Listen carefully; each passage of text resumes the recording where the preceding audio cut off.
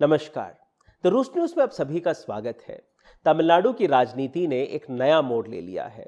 तमिलनाडु की राजनीति के जो जानकार हैं वो ज्यादा बाहर आके बोलते नहीं थे। जो उत्तर भारत के लोग हैं उनको भी तमिलनाडु की राजनीति के बारे में कुछ ज्यादा समझ है नहीं, यानी एक तरह से भूल भुलैया ही बनी रहती है यहाँ की राजनीति। तमिलनाडु की राजनीति के बारे में जैसे ही आप चर्चा करते हैं तो दो नाम सामने आते हैं। एक है जयललिता जी और दूसरे हैं करुणानिधि जी, यानी एडीएमके और डीएमके। इसके अलावा और कोई पार्टी यहाँ पे काम नहीं करती थी।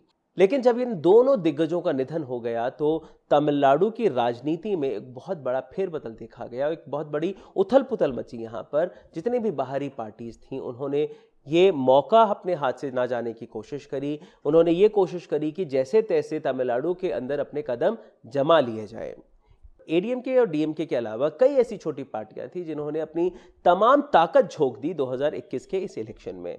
इनको यकीन था कि तमिलनाडु के जो लोग हैं उनको एक ऑप्शन चाहिए, एक नया ऑप्शन चाहिए जो एडीएमके और डीएमके नहीं दे पा रहा था। इसी मौके का फायदा बीजेपी ने भी उठाने की कोशिश करी कि अगर हमारा जो कैंपेनिंग है, हमारे जो दौरे हैं, अगर हम इनको बढ़ाते हैं तो जो तमिलनाडु की जनता है वो इनकी तरफ रुख कर जाएंगे। लेकिन ऐसा हुआ नहीं। 2021 के इलेक्शन में बीजेपी को सिर्फ 4 सीटें मिली, लेकिन ये एक अच्छी बढ़त देखी जा रही है क्योंकि इससे पहले बीजेपी को किसी भी तरह की ओपनिंग यहाँ पे नहीं मिली थी। और ये एक शुरुआत है बीजेपी के तमिलनाडु की राजनीति में। लेकिन दूसरी तरफ अगर आप देखें, स्टालिन ने एक तरह से क्लीन स्वीप कर दिया था इस इलेक्शन में। एक भारी बहुमत के साथ ये नई सरकार बनी है।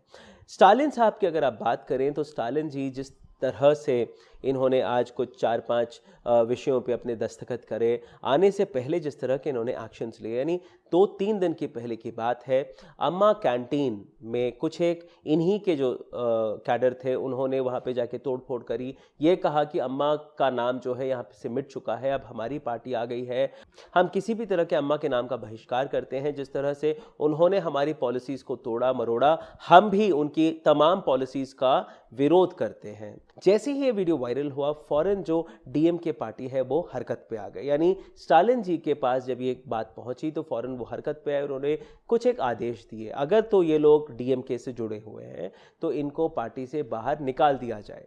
दूसरी बात, इनको फौरन गिरफ्तार किया जाए और इनके ऊपर जो भी कानून के दायरे में सज़ा मिल सकती है उनको दिलाई जाए। सबसे अहम बात इन्होंने ये कही कि जो पोस्टर बैनर इन लोगों ने फाड़े, जो भी चीज़ों का इन्होंने तोड़फोड़ किया, तो पार्टी के जो लोग हैं, जो बाकी कैडर हैं, वो खुद उस जगह में जाएं, जो फटे हुए पोस्टर हैं उनको वापस उसी जगह पे लगाए जहाँ से लोगों ने फाड़ा था। जो भी चीज़ टूट फूट हुई है उसको ठीक करके दें। तो ये पहला एक संकेत था कि भाई जो भी जैसी भी राजनीति आपने देखी पहले वो अब नहीं होगी। अब एक नई राजनीति है, एक नया सीएम है। जो पुरानी तरीके से जो राजनीति यहाँ पे चलती आ रही थी वो अब नहीं चलेगी। यानी पार्टी कैडर को एक बहुत ही स्ट्रांग मैसेज दिया गया कि आप अपनी गुंडागर्दी बंद कर दें। खैर, तमिलनाडु के नए चीफ मिनिस्टर अब स्टालिन जी हैं। शपथ ग्रहण समारोह के बाद इन्होंने कई ऐसे दस्तखत करे, कई ऐसे मुद्दों पर अपनी राय रखी और कई ऐसे डिसीजंस लिए जिनकी बेहद ज़रूरत थी तमिलनाडु को। पिछले 2-3 महीने से जो भी इलेक्शन के ऊपर ये तमाम लोग घूम रहे थे, अब एक नई सरकार मिली है, एक नई ताज़ी सरकार है, नए चीफ मिनिस्टर हैं और पहली बार चीफ मिनिस्टर बने हैं, तो काफ़ी सारी उम्मीदें हैं लोगों को इनसे। तो जो पहला जो साइन इन्होंने किया है वो है आविन दूध। जो उत्तर भारत में मदर डायरी है उसी तरह से यहाँ पे आविन दूध है, उसमें लीटर पे 3 रुपए की कटौती करी गई है। दूसरा, जो महिलाएं हैं उनके बस के सफ़र पे जो भी टिकट लगता था वो अब नहीं लगेगा, यानी निःशुल्क महिलाएं अब बस में सफ़र कर पाएंगी। बहुत ही महत्वपूर्ण एक चीज़ इन्होंने करी है कि 4,000 रुपये परिवार को दिए जाएंगे। यानी जब पिछली बार लॉकडाउन लगा और तब 1,000 रुपये दिए गए थे, इन्होंने बहुत कड़ी निंदा करी थी, कहा था कि भाई 1,000 रुपये में घर नहीं चलाया जा सकता है। लॉकडाउन का जो ये सिचुएशन है, माहौल है, सरकार को कम से कम 4 से 5,000 रुपये उनको देने चाहिए। उस दौरान जिस तरह का भी इन्होंने विरोध प्रकट किया था उसको बदल कर जब इनकी सरकार बनी उसको ये अमल में लेके आ चुके हैं। यानी 4,000 रुपये पर परिवार हर महीने दिए जाएंगे, जो भी ये कोरोना काल है या फिर लॉकडाउन का जो भी समय है। इसके अलावा जो भी प्राइवेट अस्पताल हैं, प्राइवेट अस्पतालों में जो कोरोना का इलाज हो रहा है उस इलाज में जितना भी खर्चा आ रहा है वो तमाम खर्चा सरकार खुद लेगी। यानी प्राइवेट अस्पताल हो या फिर सरकारी अस्पताल हो, आपका इलाज मुफ्त हो सकता है। ये इन्होंने एक और बहुत ही इम्पॉर्टेंट डिसीजन में अपने दस्तखत करे हैं। इसके अलावा जितनी भी इनके पास कंप्लेंट्स आई हैं, जब से ये इलेक्शन के दौरे पे घूम रहे थे, प्रचार में घूम रहे थे, या फिर अभी कुछ एक दिनों में जितनी भी कंप्लेंट्स आई हैं, इन तमाम कंप्लेंट्स को ये अगले 100 दिनों के अंदर पूरा करेंगे। खैर, ये तो स्टालिन जी ने आज दस्तखत करे हैं, इस पे कितना ये खरे उतरते हैं वो देखने की बात है। लेकिन एक और ख़ास चीज़ हम आपको बताना चाहेंगे, जो स्टालिन जी ने कुछ एक चीज़ें अपने खुद के मैनिफेस्टो में, यानी इस इलेक्शन के मैनिफेस्टो में, उसमें ये कहा गया था कि अगले 100 दिनों में इन तमाम वायदों को पूरा किया जाएगा। नई सरकार बनी है, इसके लिए सबसे पहले तो हमारी शुभकामनाएं आपके लिए। और ये भी याद दिलाना चाहेंगे कि जितनी भी ये मैनिफेस्टो में आपने चीज़ें लिखी और उसमें ख़ास तौर पर जितनी एक लाइट जो इसमें डाली गई थी, कि रोशनी जिसमें डाली गई थी कि ये तमाम चीज़ें हैं जो हम तमिलनाडु के लोगों के लिए करना चाहते हैं। तो उसमें से अगर आप देखें तो जयललिता का जो उनकी जो मृत्यु हुई थी उसके ऊपर शक है कई लोगों को कि ये मृत्यु नहीं, हत्या हुई है, या फिर जिस तरह से उनकी मृत्यु हुई वो साफ तौर से जो यहाँ की सरकार है उसने बताया नहीं। उसके ऊपर एक कमेटी बिठाई जाएगी, उसकी पूरी छानबीन करी जाएगी कि उनकी मौत किस तरह से हुई। तो वो एक बहुत बड़ी बात है जो इनकी मैनिफेस्टो में लिखी गई थी। इसके अलावा नया जो एजुकेशन सिस्टम, एजुकेशन जो पॉलिसी आई है उसका हम विरोध करते हैं और वो हम तमिलनाडु में लेके नहीं आएंगे। इसके अलावा जो करप्शन फ्री एडमिनिस्ट्रेशन जो तमाम जितने भी राजनीतिक पार्टियां हैं वो करती हैं, अब ये देखने की बात है कि किस तरह से ये करप्शन फ्री एडमिनिस्ट्रेशन अपना बना पाते हैं। रिफॉर्म्स ऑफ पीएसयू, यानी 83 ऐसी कंपनीज हैं, ऐसी संस्थाएं हैं जो सरकारी हैं जिन पे ये रिफॉर्म लाना चाहते हैं। जैसे कि खास तौर पर ट्रांसपोर्ट कॉरपोरेशन जो यहाँ का है उस पे ये रिफॉर्म लाना चाहते हैं।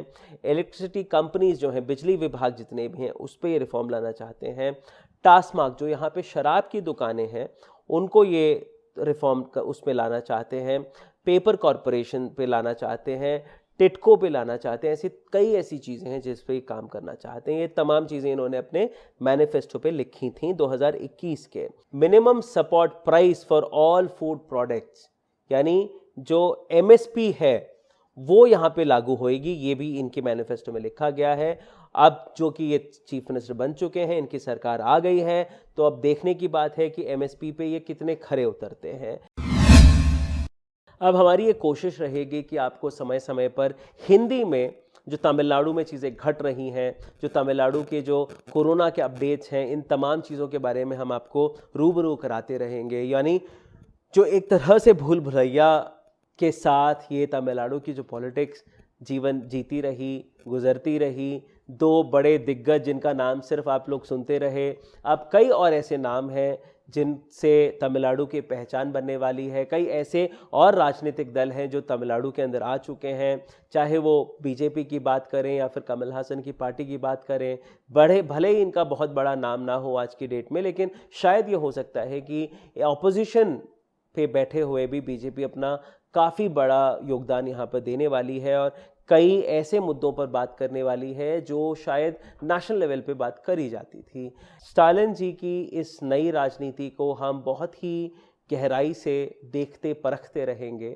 जितनी भी अच्छी चीज़ें करते हैं उन तमाम चीज़ों को हम आपके पास लाते रहेंगे और जितनी भी ये गलतियां करेंगे उनको भी हम आपके पास लाते रहेंगे। यानी इनकी जो ये नई राजनीति है किस हद तक तमिलनाडु के लोगों का भरोसा जीतेगी, किस हद तक तमिलनाडु के लोग जिन्होंने इनको वोट दिया, इस भारी बहुमत में वोट दिया, इनको चीफ मिनिस्टर बनाया, ये उनकी उम्मीदों पर कितना खरे उतरते हैं। इन तमाम चीज़ों का चेक एंड बैलेंस हम बराबर बनाते रहेंगे, आप तक खबरें पहुंचाते रहेंगे। बने रहें हमारे साथ। The rooster news. नमस्कार।